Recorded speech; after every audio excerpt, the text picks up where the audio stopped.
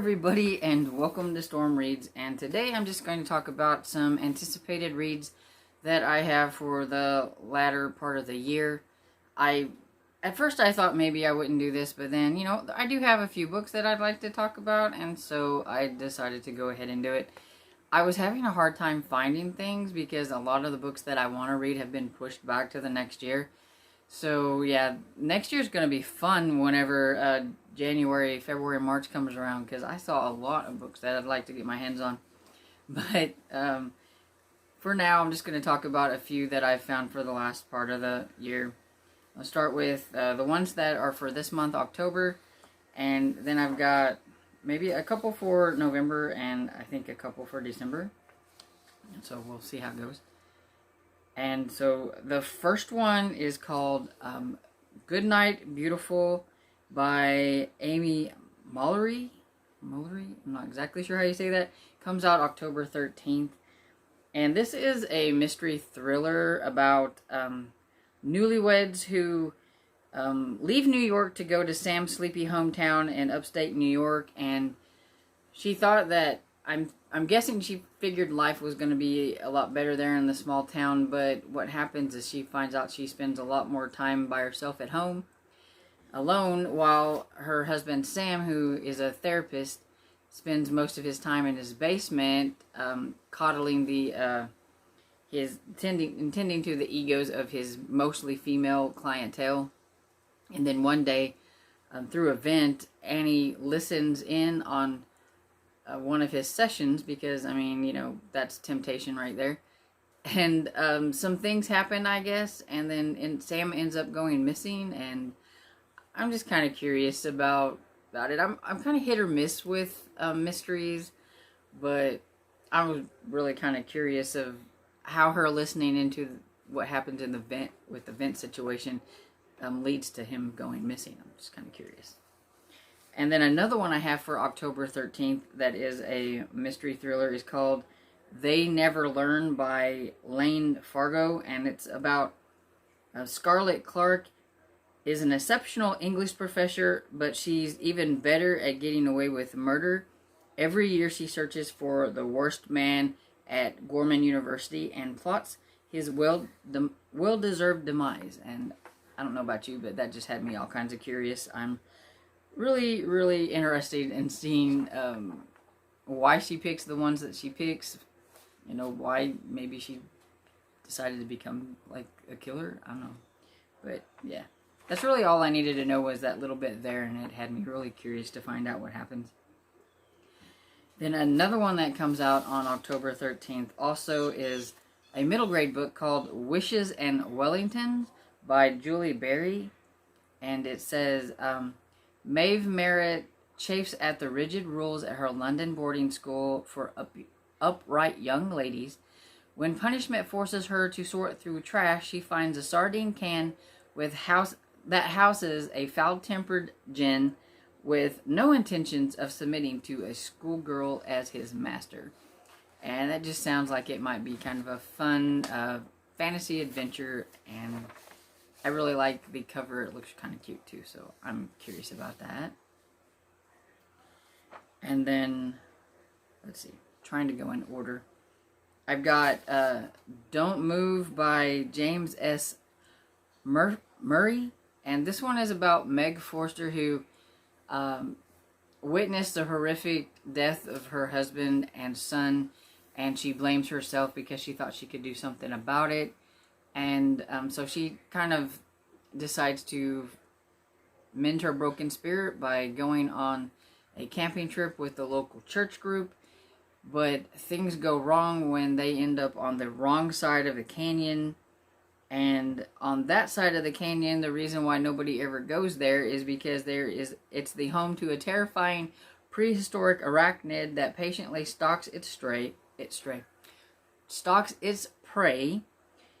through the slightest movement or vibrations in the forest, and it is desperate for a meal. So that sounds like it's going to be pretty cool, and I can't wait for that one. And then the next one has been talked about quite a bit on BookTube, but it's Kingdom of the Wicked by Carrie Maniscalco. It comes out October 27th, and I've read a couple of her stacking. I cannot speak today.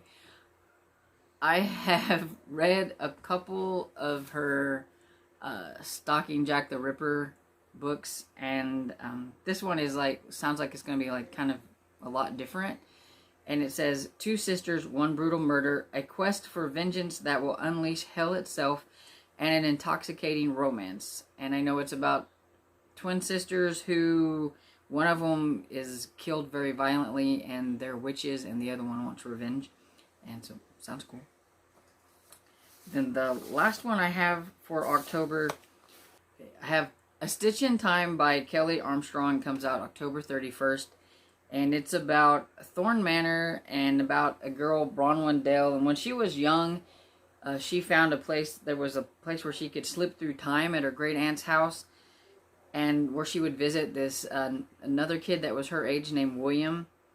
And a tragedy happens, and then they board it up and shut it up, and she leaves, and she convinces herself that William was just kind of a figment of her imagination, and then she inherits it. And whenever she comes back when she's grown up, she finds out that William is still there waiting for her. And because of some things that he did in his past, it has something to do with things and the ghost and things that are in the house in present day. And so I'm kind of curious to see how that one goes. And I think that's everything I have for October. So November, I only have two, and one of them I already have and I've started on, and that's These Violent Delights by Chloe Gong. And this is a retelling of Romeo and Juliet set in Shanghai in 1926. And it's like gangster style thing, I guess, like some of the gangs and stuff that are happening there. It's very political, what I've read right now. I've only got about 100 pages in, and there's some kind of madness that is making people tear out their throats. And the rival gangs is the Scarlet Gang, which is where Juliet is, and then the White Flowers, which is where Roma is on, and they're the heirs to the gangster thrones, I guess. And they've got to put aside their differences and try to figure out what's happening, because the madness doesn't care who it's affecting, so it's devastating both of the gangs and everything. So if they don't figure out what's happening, they're not going to have anybody to rule. So I got to figure it out. A little slow right now, so hopefully it'll pick up. Next one I have is called Teen Murder Club, and I forgot to write down when this one comes out. I just know it comes out in November.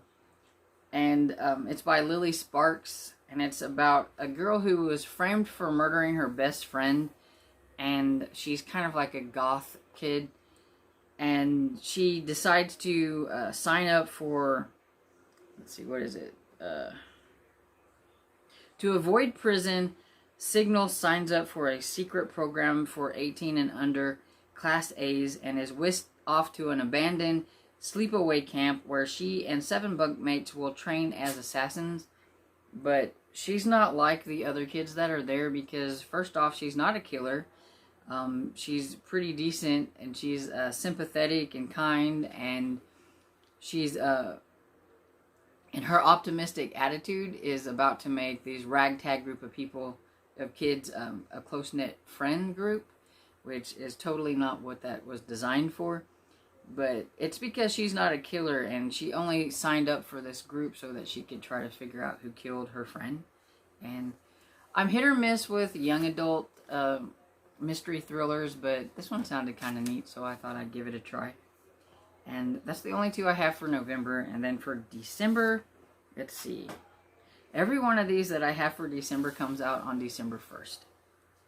And so the first one is The Cousins by Karen M. McManus. I haven't read any of her other books, but I thought this one sounded cool. It's a mystery thriller. It says, you'll never feel the same about family again. Millie, Aubrey, and Jonah Story are cousins, but they barely know each other, and they've never met their grandmother.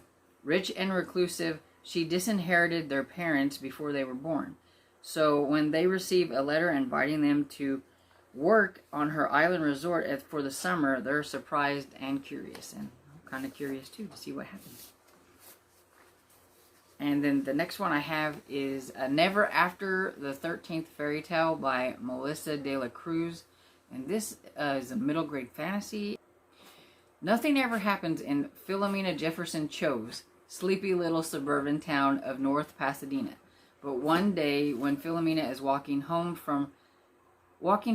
on her own, something strange happens. Philomena is being followed by Jack Stalker, one of the heroes in the 13th Fairy, a series of books she loved about a brave girl and her ragtag group of friends who save their world from an evil enchantress. She must be dreaming, or she's reading a book. But Jack is insistent. He's real, and the stories are real, and Philomena must come with him at once. Soon, Philomena is thrusted into the world of evil fairies and beautiful princesses, sorcerers, and slayers, where the evil queen drives her ruthless army to destroy what is left of the fairy tribe. To save herself and the world and the kingdom of Westphalia, must find the truth behind the fairy tales and set the world back to right before the cycle of sleep and destruction begins once more. Sounds like a cute middle grade fantasy, and I'm all up for that kind of stuff.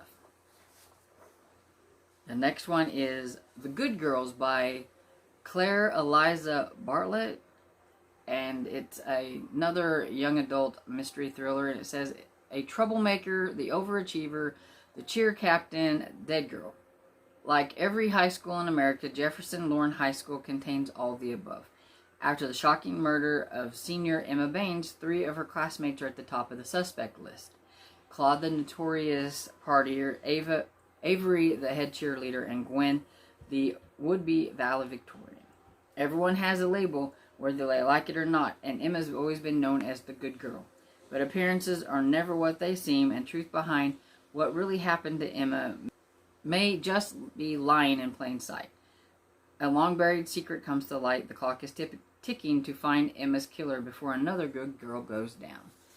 And, you know, it sounds kind of like your typical young adult mystery thriller, but I'm curious. I'm always curious, always trying to find a good one.